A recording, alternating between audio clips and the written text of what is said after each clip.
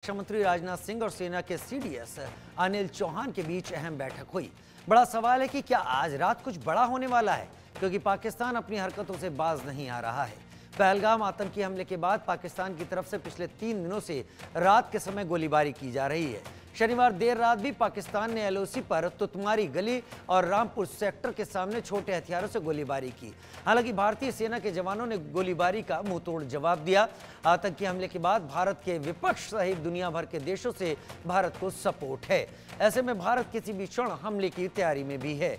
इसी खौफ की वजह से पाक आर्मी चीफ मुनीर और पीपीपी के अध्यक्ष बिलावल भुट्टो ने अपनी फैमिली को विदेशों में भेज दिया। पाकिस्तानी सेना के जवान जंग के खौफ से नौकरी छोड़ रहे हैं। शहबाज शरीफ दहशत में और पाकिस्तान चीन रूस से आतंकी हमले की निष्पक्ष जांच की भाषा भी बोलने लगा है। पाकिस्तान का खौफ दिख रहा है, क्योंकि भारत इस बार ऐसा हमला करने की तैयारी में है जिसकी उसने कल्पना भी नहीं की होगी। पहलगाम का बदला, आज रात हमला तगड़ा। एक्शन में पीएम मोदी, पाक सेना में भगदड़ मची। दहशत में शहबाज शरीफ, बंकर में मुनीर। आज पाक होगा राख, भाग मुनीर भाग। आज की रात पाकिस्तान के लिए कयामत की रात साबित होने वाली है। रक्षा मंत्री राजनाथ सिंह की सीडीएस अनिल चौहान के साथ 40 मिनट मीटिंग हुई है। भारत किसी भी वक्त पाकिस्तान पर हमला कर सकता है। इस बार का हमला कल्पना से बड़ा होगा और आतंकवादियों की बची खुची जमीन भी खत्म होगी। ये हमला किया है उन आतंकियों को और इस हमले की साजिश रचने वालों को उनकी कल्पना से भी बड़ी सजा मिलेगी। सजा मिलकर के रहेगी। इससे पहले भारत ने पहलगाम हमले को लेकर पहले भी कई आतंकियों के घर को ध्वस्त कर दिया है। पाकिस्तान पर कई कूटनीतिक फैसले लिए गए हैं। अब बचा है अंतिम प्रहार। मन की बात में भी पीएम मोदी ने आतंकियों पर करारे प्रहार की बात दोहराई है। मैं पीड़ित परिवारों को फिर भरोसा देता हूं, उन्हें न्याय मिलेगा, न्याय मिलकर रहेगा।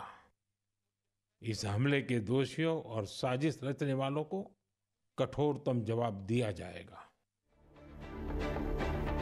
भारत की तीनों सेनाएं हमले के लिए तैयार हैं। इस बार सर्जिकल स्ट्राइक 3.0 खतरनाक होने वाला है। ये स्ट्राइक नौसेना, वायुसेना और इंडियन आर्मी कौन करेगा अभी पता नहीं है, लेकिन तीनों सेनाएं करारा प्रहार करने के लिए तैयार हैं। भारत के हमले के डर से पाकिस्तान चीन से गुहार लगा रहा है। पाकिस्तान के आला अधिकारी डरकर परिवार को विदेश भेज रहे हैं। मुनीर के बाद अब बिलावल ने परिवार को विदेश भेज दिया है।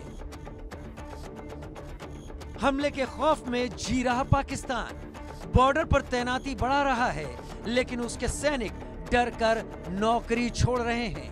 परमाणु धमकी देने वाला पाकिस्तान अब पहलगाम हमले की निष्पक्ष जांच की बात करने लगा है, शांति की बात करने लगा है। लेकिन आज की रात पाकिस्तान के लिए खतरनाक और भयंकर हो सकती है। भारतीय नौसेना, वायुसेना और इंडियन आर्मी अलर्ट पर हैं। बस एक आदेश का इंतजार है। पहलगाम आतंकवादी हमले का बदला लेने के लिए देश का खून खौल रहा है और पीएम मोदी बड़े एक्शन का भरोसा दे चुके हैं। ऐसे में पाकिस्तान डर से थर-थर कांप रहा है। Bureau report, India news. और हालात जिस तरीके से हैं, जिस तरीके से रुख मोड़ रहे हैं, जो तनाव दोनों ही देशों के बीच बॉर्डर पर इस वक्त दिखाई पड़ रहा है, उसको लेकर दोनों ही जगहों पर लोग क्या सोचते हैं, आखिर उनके दिमाग में चल क्या रहा है। दो खास मेहमान हमारे साथ जुड़ रहे हैं। Group captain retired doctor DK Pandey defence expert के तौर पर मेरे साथ जुड़ रहे हैं, और डॉक्टर मीर सादात पाकिस्तानी जर्नलिस्ट के तौर पर मेरे साथ जुड़ रहे हैं। बहुत स्वागत है आप दोनों का हमारे साथ इस डिस्कशन में। सबसे पहले group captain doctor DK Pandey, defence expert के तौर पर जो करंट सिचुएशन है, जो हालात हैं, उनको आप किस तरीके से देख रहे हैं? देखिए, जय हिंद और बहुत-बहुत धन्यवाद मुझे इस परिचर्चा में बुलाने के लिए। जहाँ तक हालात हैं निश्चित रूप से काफ़ी तनावपूर्ण हैं। पहलगाम की घटना के बाद पूरा देश जो है वो आहत महसूस कर रहा है और सेनाएँ तो हमारी तैयार हैं। लेकिन मैं देख रहा हूँ कि भारत में निश्चित रूप से एक खून में उबाल है, लेकिन जिस प्रकार से खलबली मची हुई है सीमा के उस पार यानी कि पाकिस्तान में, वो मुझे समझ नहीं आ रहा है। भारत तो शांतिप्रिय देश रहा है, हमेशा गोली आप लोगों ने चलाई है और आपने ही इस बार भी शुरू किया है, तो फिर आप परेशान क्यों हैं? और हमने तो अभी केवल मात्र घोषणा की है, 5 कूटनीतिक कदम उठाए हैं। उसके बाद जो खलबली मची है और आपने अभी खबरों में भी आपने कवर किया कि जो है सीनियर जो हैं वहाँ के ऑफिसर्स वो अपनी फैमिलीज़ को और मंत्रीगण भी है अपने फैमिलीज़ को बाहर भेज चुके हैं और जिस प्रकार से जो ट्रेनिंग कैंप्स हैं और लॉन्च पैड्स हैं टेररिस्ट के, उनको जो है वहाँ से मूव करके और सुरक्षात्मक जगहों पर ले जाया जा रहा है ताकि डैमेज कम से कम। तो ये सब बताता है कि किस प्रकार से जो है एकदम विपक्षी खेमे में खलबली मची हुई है। लेकिन खलबली क्यों? जब आपने गलत काम किया और आपको भारत हमेशा बोलता रहा कि भाई आप शांति पर रहिए, बातचीत में कोई दिक्कत है बातचीत करिए, लेकिन आपने आतंकवाद का रास्ता चुना। देखिए भारत की सेना जो है वो उस्ताद है महत्वपूर्ण 5 चीज़ों की। पहली चीज़, चुनाव में कैसे गड़बड़ी करनी है उसके उस्ताद है। आतंकवाद को कैसे प्रहर देना उसके उस्ताद हैं। वहाँ पर जो है पता होगा आपको वहाँ का जो बिजनेस चला रहे हैं किस प्रकार से, वहाँ पर उनके कमर्शियल शॉप्स हैं और इंफ्रास्ट्रक्चरल के प्रोजेक्ट्स हैं, उसमें वो उस्ताद हैं। वो उनके पास जो लड़ाई लड़ी नहीं, कभी लड़ाई जीती नहीं और मेडल देखिए कितने सारे हैं, तो नकली मेडल निकाल के अब वहाँ के अपने पॉपुलेशन को जो है अट्रैक्ट करने में उस्ताद हैं और आतंकवाद को किस प्रकार से बढ़ावा दे रहे हैं ये इस उस्ताद हैं। तो जब उनकी प्राथमिकताएं ऐसी हैं तो वो किस प्रकार से परेशान हो रहे हैं। उनको तो आराम से बैठना चाहिए, भारत अटैक करेगा नहीं और आपने जो कुछ खुराफात की सजा तो उसकी मिलेगी और पहली सजा मिली है वो इतनी गजब की मिली है कि वो परेशानी करें क्या। क्योंकि अगर हम निश्चित रूप से सबको पता है कि पूरा IWT Indus valley water treaty का जो है एनालिसिस हो चुका है कि हम अभी हमारे पास स्टोरेज कैपेसिटी उतनी नहीं है कि हम उनको पानी एकदम शून्य कर सकें, एकदम समाप्त कर सकें। लेकिन अभी जो हम अगर 10% भी पानी रोकने में कामयाब रहे तो पाकिस्तान की GDP को 1.5% की चोट पहुंचेगी। ये अपने आप में कम नहीं है। और दूसरी बात, जो इन्होंने कदम उठाए हैं कि हम शिमला समझौता से विड्रॉ कर रहे हैं और एयर स्पेस बंद कर रहे हैं। देखिए एयर स्पेस बंद कर रहे हैं तो आपने नुकसान किसका किया?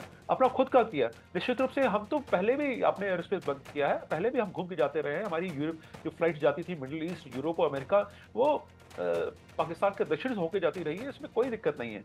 लेकिन आपको जो ओवर फ्लाइट वो आपके एयर स्पेस में जब जहाज गुजरते थे तो आपको उसके लिए कुछ पैसे मिलते थे, आपने उसको जो खो दिया। $500 मिलियन उनने पिछले साल पाकिस्तान ने इस मद में कमाए।